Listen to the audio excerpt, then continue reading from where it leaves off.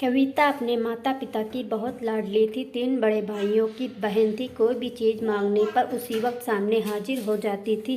पूरे घर में रौब था उसका। पूरे परिवार और नौकरों पर राजकुमारी की तरह हुक्म चलाती थी कविता। स्कूल में भी पूरा रौब था उसका। बड़े घर की लाडली जो थी वह। ऐसे ही उसने कॉलेज में दाखिला लिया। उसके ठाट बाट बड़ी गाड़ी में आना जाना, हर दिन नया फैशन देखकर हर कोई उससे दोस्ती करना चाहता था। थोड़े ही दिनों में उसके बहुत से दोस्त बन गए। पूरे कॉलेज में उसकी अपनी ही एक पहचान थी। इन दिनों उसके घर एक रिश्ता आया। खानदानी लोग थे, पापा की पुरानी जान पहचान थी उनके साथ। कविता के साथ कोई ज़बरदस्ती नहीं थी, पर कविता ने फिर भी हाँ कर दी, क्योंकि वह अपने परिवार से बहुत प्यार करती थी।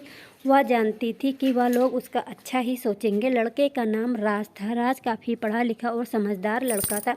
ससुराल वाले भी बहुत अच्छे थे। ससुराल में कविता की जगह वैसे ही थी जैसे कि मायके में। कोई भी कार्य कविता की सलाह के बिना नहीं होता था। सबकी लाडली बहू बन गई थी वह। फिर उसके घर एक बेटे का जन्म हुआ। राहुल कविता को जान से प्यारा था। पोता पाकर ससुराल वाले तो फूले नहीं समाते थे। कविता कभी कभी सोचती कि उसकी किस्मत कितनी अच्छी है। उसका हर अपना उसे कितना प्यार करता है। चाहे जीवन में कैसा भी समय आए, मेरे अपने हमेशा मेरे साथ हैं। मैं कभी अकेली नहीं हो सकती। कितनी खुशकिस्मत हूँ मैं। पर शायद कविता की खुशियों को उसकी अपनी ही नज़र लग गई थी। एक दिन वह मायके जाने की जिद कर बैठी।